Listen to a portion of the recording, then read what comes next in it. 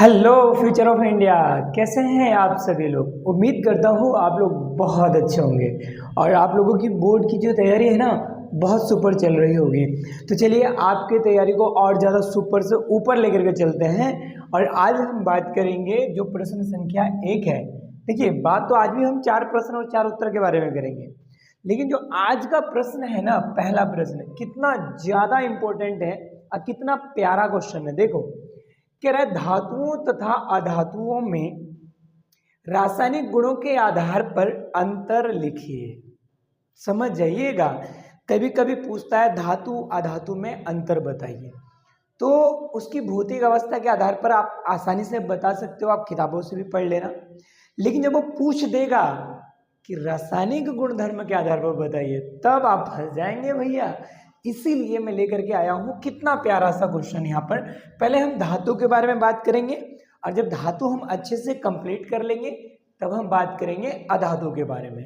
तो यहाँ पर देखिए सबसे पहले बोल रहा है धातु में, बोल रहा है धातुएं विद्युत धनात्मक तत्व होते हैं तथा ये एक या अधिक इलेक्ट्रॉन त्याग कर धन आयन बनाते हैं।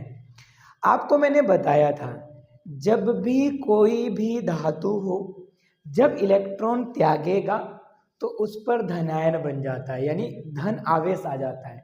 और कोई भी अगर तत्व हो वो इलेक्ट्रॉन ग्रहण कर रहा है तो वो ऋणायन बन जाएगा। बस ये दिमाग में रखना, देने वाला धनात्मक, लेने वाला ऋणात्मक, बस इतना ध्यान रखना।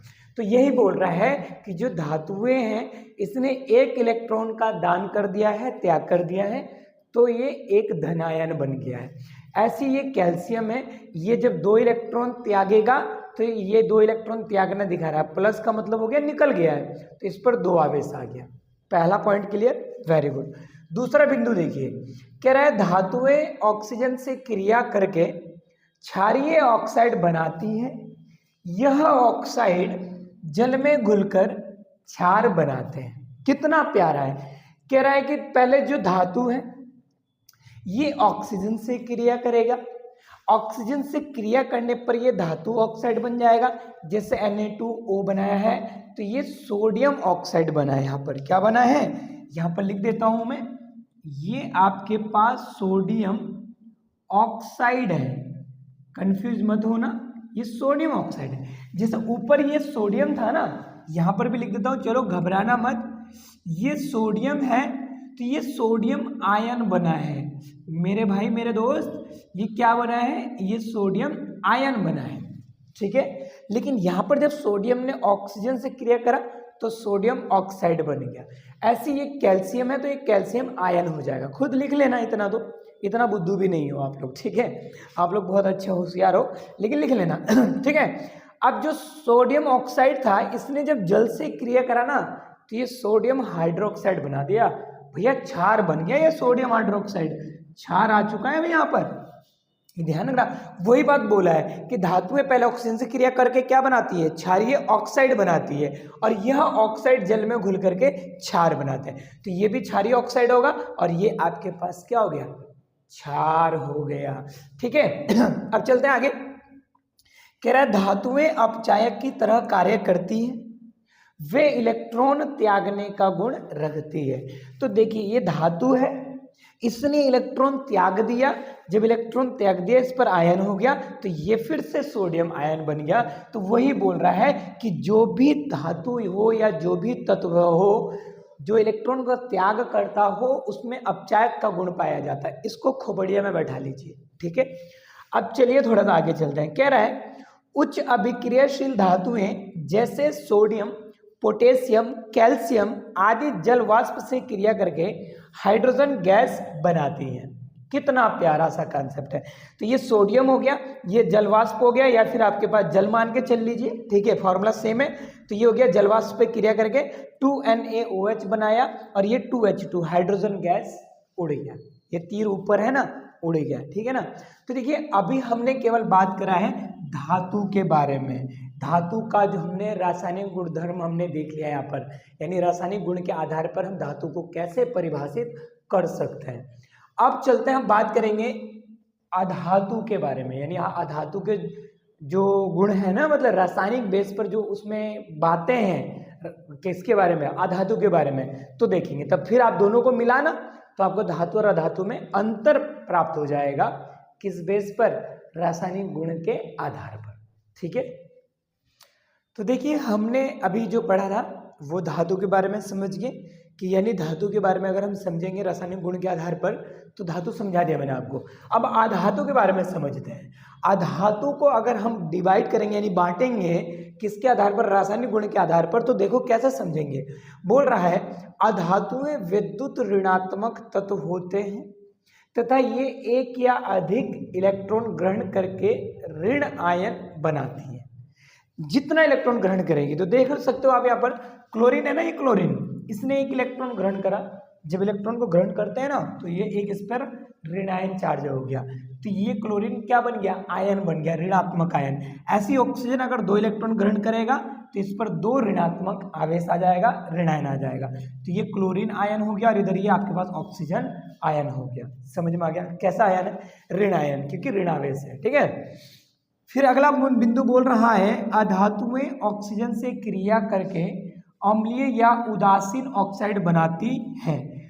देखो भैया बहुत प्यारा सा ये कॉन्सेप्ट है। फिर बोल रहा है जो जल में घुलकर अम्ल बनाते हैं, तो ये कार्बन था, ऑक्सीजन के साथ घुला, कार्बन डाइऑक्साइड बना दिया।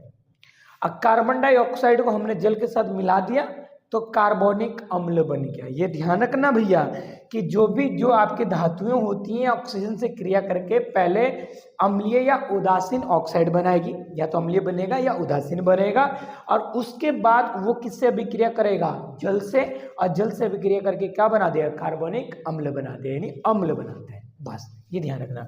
अगला बोल रहा है कि जो अधातुएं होती हैं ना वो तनु अम्लों से क्रिया नहीं करती है। जब तनु अम्लों से क्रिया नहीं करेगी तो हाइड्रोजन गैस भी नहीं निकलेगी। इसको दिमाग में बैठा दीजिए। ठीक है, फिर बोल रहा है अगला बिंदु बोल रहा है अधातुएं एक ऑक्सीकरण की तरह कार्य करती है, वे इलेक्ट्रॉन ग्रहण करने की प्रवृत्ति रखती है। तो देखो ये क्लोरीन है, इसने इलेक्ट्रॉन ग्रहण करा, इस पर ऋण आयन बन गया। कोई भी तत्व इलेक्ट्रॉन लेता है तो ऑक्सीकरण की तरह व्यवहार करता है, और कोई भी तत्व इलेक्ट्रॉन को दान करता है, छोड़ता है, तो उस पर क्या होता है? धनावेश हो जाता है, तो वो अपचायक की तरह व्यवहार करता है। बस ये ऑक्सीकारक और अपचायक को भी खोपड़िया में बैठा लीजिए। परेशान बहुत करता है भाई ये। आसान चीजें सभी को आती है, लेकिन लॉजिक वाली चीजें किसी को नहीं आती है।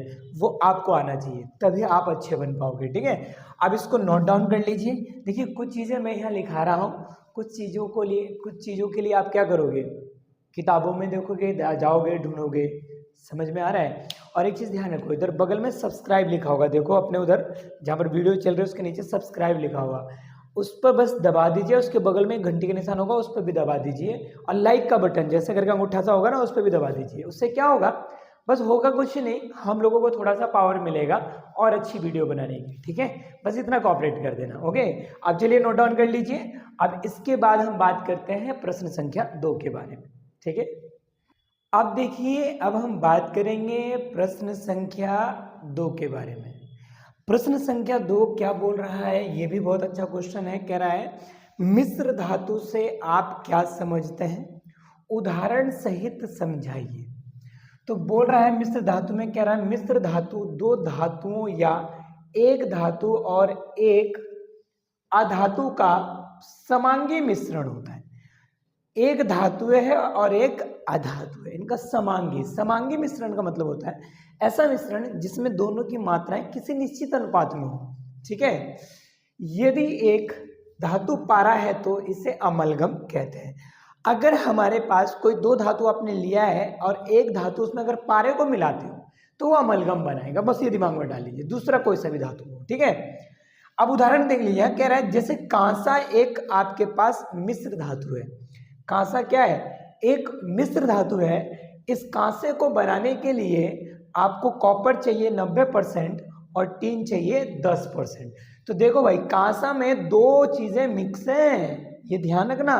जैसे तुमने सुना होगा ओलंपिक में ब्रॉन्ज मेडल मिला है, गोल्ड मेडल मिला है, तो जो ब्रॉन्ज मेडल होता है ना उसमें कॉपर प्लस टीन दोनों मिक्स होते हैं, ये ध्यान रखना, दिमाग में बैठा लो। स्टेनलेस स्टील में आयरन 74% होता है, क्रोमियम 18% होता है और निकेल कितना हो गया 8% के आसपास होता है। तो इस प्रकार से मिश्र धातु बनते हैं। दिमाग में बैठ गया मिश्र धातु। मिश्र धातु मतलब समझ रहे हो ना, यानी दो धातु का या फिर एक धातु और एक धातु का एक निश्चित अनुपात में मिश्रण आपके पास मिश्र धातु कहलाता है। अब चलते हैं मिश्र धातु का निर्माण, यानी मिश्र धातु का निर्माण किया कैसे जाता है। तो बहुत सिंपल है। मिश्र धातु बनाने के लिए सबसे पहले उनको आपको गर्म करके पिघलाना पड़ेगा। अब पिघला करके फिर उसमें क्या करना पड़ेगा, निश्चित अनुपात में दूसरे धातु या फिर अधातु को मिला देना पड़ेगा। इतना ही तो करना पड़ेगा। तो बोलो, देखो यहाँ पर क्या लिख रहा है, मिश्र धातु को बनाने के लिए पहले धातु को पिघलाया जाता है, उसके पश्चात उसमें, यहाँ पर लिख देता हूँ, उसके पश्चात उसमें दूसरी धातु या अधातु निश्चित अनुपात में मिलाया जाता है। फिर मिश्रण को कमरे के ताप पर ठंडा किया जाता है। बस यही था मिश्र धातु, कुछ ज्यादा नहीं है, ज्यादा बकेती नहीं लिखनी है। जितना पूछा है केवल उतना ही लिखना है।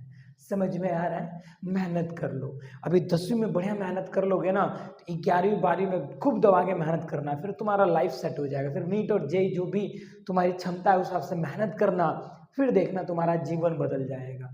और अगर फालतू गए इधर उधर दोस्ती यारी में पड़े एक बार, फिर बचना मुमकिन ही नहीं, नामुमकिन होगा।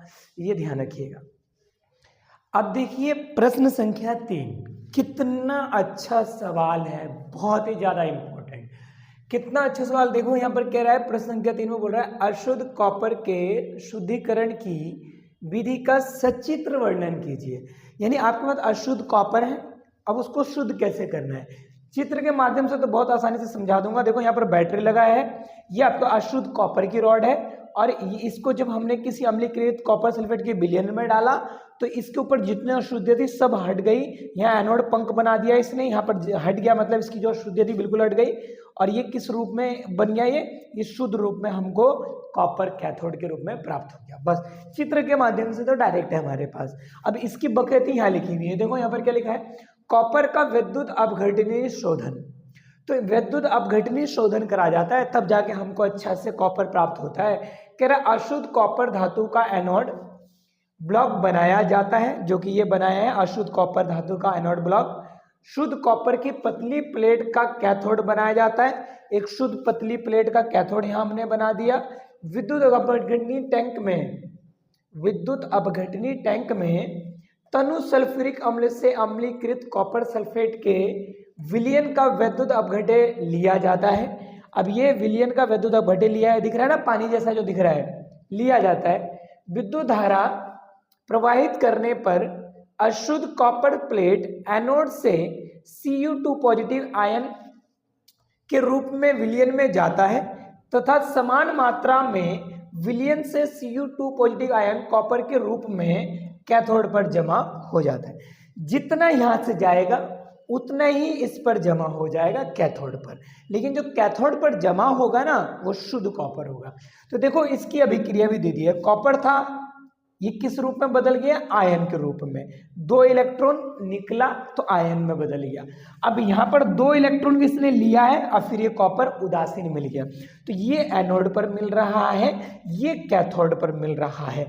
तो देखो ये इलेक्ट्रॉन ग्रहण कर रहा है ऑक्सीकरण, ये इलेक्ट्रॉन निकाल रहा है, तो अपचायक प्रवृत्ति, ये ध्यान रखना, ठीक है, कठिन नहीं है। 2 रॉड लिया है, ठीक है।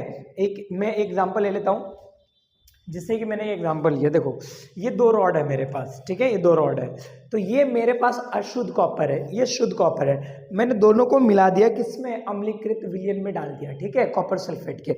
अब डाला मैंने तो इसको कनेक्ट कर दिया मैंने बैटरी से, जैसी धारा प्रवाहित कराया तो अशुद्ध, अब माना ये जो अशुद्ध था ना आपका, तो अशुद्ध से क्या हुआ था, शुद्ध पे जाने लग गया। अब इसको अशुद्ध मानोगे तो ये शुद्ध होगा, और ये अशुद्ध मानोगे तो ये शुद्ध होगा। तो ये थोड़ा सा ध्यान रखना। तो अशुद्ध से कहाँ चला जा रहा है, शुद्ध पर चला जा रहा है। तो इस प्रकार से हम कॉपर का शुद्धिकरण कर सकते हैं, अशुद्ध कॉपर से शुद्ध कॉपर निकाल सकते हैं, यानी अनप्योर से प्योर। समझ में आ गया है ना? तो इसको नोट डाउन कर लीजिए। इस डायग्राम को बीचों बीच में बनाना साफ साफ, मैं बस जगह की वजह से मैंने ऐसा बनाया है, और लिख देना जो भी पार्ट्स है। देखो विज्ञान में कुछ भी हो, किसी भी कोने में हो, किताब के कोई भी कोने में, आपका सिलेबस का है ना, चित्र बहुत अच्छे से पढ़ना, जितने डायग्राम है ना, डायग्राम को तो अलग ही एक सीरीज बना लो, बढ़िया तरीके से नोट्स बना लो डायग्राम की, उसके पार्ट्स, उसके फंक्शन यानी उसकी क्रिया वगैरह सब, बहुत फायदा मिलेगा आपको, ये ध्यान रखना। बस पढ़ने की आदत डाल लो, लत डाल लो पढ़ने की, फायदा बहुत ज़्यादा मिलेगा आपको। ओके, नोट डाउन कर लीजिए। अब हम बात करेंगे प्रश्न संख्या 4 के बारे में। तो देखिए अब है प्रश्न संख्या 4 आपके पास, बोर्ड पर देख लीजिए, बड़ा प्यारा सा है, कह रहा है वेसेमर परिवर्तक का नामांकित चित्र बनाइए। देखो जो हमने पीछे पढ़ा था ना कॉपर का शुद्धिकरण, यहाँ पर भी हम कॉपर निकालते हैं, बस इतना दिमाग में बैठा लीजिए, कुछ भी नहीं है। देखो इसमें एक इस प्रकार की संरचना होती है जिसमें मैग्नीशियम लाइन होती है बहुत सारी, और मैट लगी होती है नीचे, इस मैट में आपके पास फेरस सल्फाइड होता है, ठीक है, उपस्थित होगा। जब हम इसको गर्म करते हैं तो गर्म करने पर जो आपके पास फेरस सल्फाइड है ना, ये किस में बदल जाता है, फेरस ऑक्साइड में बदल जाता है। तो देखो फेरस सल्फाइड जो है ऑक्सीजन से क्रिया करके फेरस ऑक्साइड में बदला, और फेरस ऑक्साइड ने बालू के साथ अभिक्रिया करा तो धातुमल में बदल गया। अब इसी तरीके से देखो इसको पढ़ करके समझते हैं क्या कह रहा है। जब मैट को गर्म किया जाता है तो मैट में उपस्थित फेरस सल्फाइड वायु द्वारा ऑक्सीकृत होकर फेरस ऑक्साइड बनाता है, जो बालू SiO2 से मिलकर धातुमल FeSiO3 बनाता है। इसे धातुमल के रूप में बाहर निकाल लिया जाता है। तो इससे ये अभिक्रिया करा, ये बनाया, और फिर इससे इसने अभिक्रिया करा, ये धातुमल बना दिया। फिर कह रहा है धातुमल बनने के बाद क्यूप्रस सल्फाइड क्यूप्रस ऑक्साइड से क्रिया करके कॉपर धातु बनाता है। तो देखो तो हमारे पास ये क्यूप्रस सल्फाइड है, ये ऑक्साइड के साथ क्रिया कर दिया तो क्यूप्रस ऑक्साइड बनाया। तो क्यूप्रस सल्फाइड की जब क्यूप्रस ऑक्साइड से अभिक्रिया कराया तो हमें कॉपर प्राप्त हो गया। तो यही काम है वेसेमर परिवर्तक का। अच्छे से आपको ज़्यादा बकेती, ज़्यादा फालतू चीज़ें नहीं लिखनी, जो ज़रूरत वाली चीज़ें हैं आपको वही लिखनी है समय के हिसाब से। कोई प्रॉब्लम है, कोई डाउट है, कमेंट करें, कमेंट जरूर करा करें आप लोग, जैसा भी आपको वीडियो लगता है आप कमेंट जरूर करें। वीडियो को पूरा अच्छे से देखा करो, अच्छे से नोट्स बनाया करो। कोई प्रॉब्लम है व्हाट्सएप ग्रुप जरूर ज्वाइन कर लीजिए, उसमें आपको अपडेट मिलता रहेगा, कुछ और भी क्वेश्चन आपको देता रहूँगा। कोई डाउट होगा तो मैं डाउट भी क्लियर करा दूंगा। तो चलिए आप इसको अच्छे से कर लीजिए। अब हम फिर मिलेंगे अगली वीडियो में, तब तक के लिए जय हिंद जय भारत।